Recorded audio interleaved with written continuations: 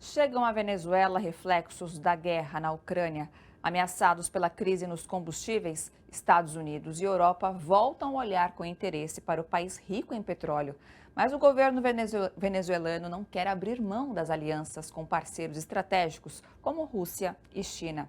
A reportagem é de Lucas Stanislau, no Brasil de Fato.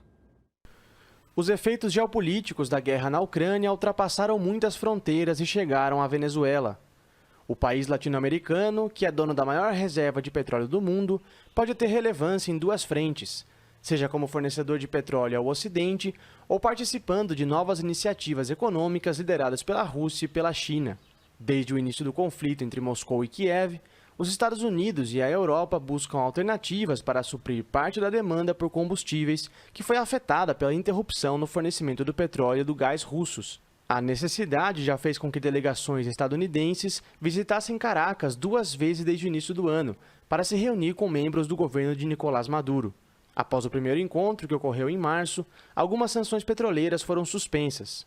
Além disso, durante a última cúpula do G7, que ocorreu na Alemanha entre os dias 26 e 28 de junho, representantes do governo da França citaram a necessidade de reincorporar o petróleo venezuelano ao mercado internacional. O problema agora seria encontrar saídas para encerrar ou pelo menos aliviar o bloqueio econômico imposto por Washington. El problema es cómo le venden a su opinión pública que después que dijeron que Maduro era lo peor del mundo y que había que derrocarlo y que intentaron invasiones marítimas, invasiones terrestres, agresiones desde Colombia, intentos de asesinato del presidente, intentos de fracturar la Fuerza Armada, fracasaron frente a todo eso, cómo le venden a su opinión pública en un momento electoral que están viniendo a conversar con Venezuela porque necesitan de alguna manera tratar de dar respuesta a la creciente inflación, a la creciente aumento de los precios del combustible y de los alimentos.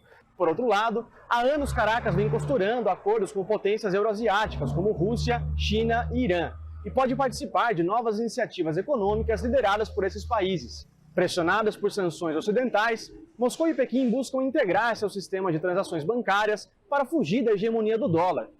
Além disso, o governo russo busca expandir a utilização de uma bandeira própria de cartões de crédito, projeto que deve contar com a adesão da Venezuela.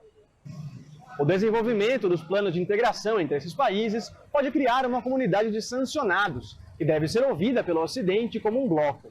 Talvez esse bloco dos sancionados aí, ele possa até vir a surgir, mas os Estados Unidos vai ter que conversar com esse bloco, porque esse bloco é fundamental para colocar aí alguma espécie de fronte, não sei se fronte único, mas pelo menos para garantir aí alguma substituição imediata para esse recurso tão fundamental que a Rússia tem em abundância e que acaba sendo importante para fazer a economia europeia funcionar. A aproximação entre a Venezuela e países fora do eixo ocidental não responde apenas aos efeitos da guerra na Ucrânia, mas também à exclusão do país de organismos multilaterais hegemonizados pelos Estados Unidos. Durante a última Cúpula das Américas, que ocorreu em Los Angeles entre os dias 6 e 10 de junho e que excluiu Cuba, Nicarágua e Venezuela, o país deixou evidente seu esforço por criar novas rotas de integração, quando no mesmo período Maduro visitou e assinou acordos com Turquia, Irã, Argélia, Kuwait, Catar e Azerbaijão.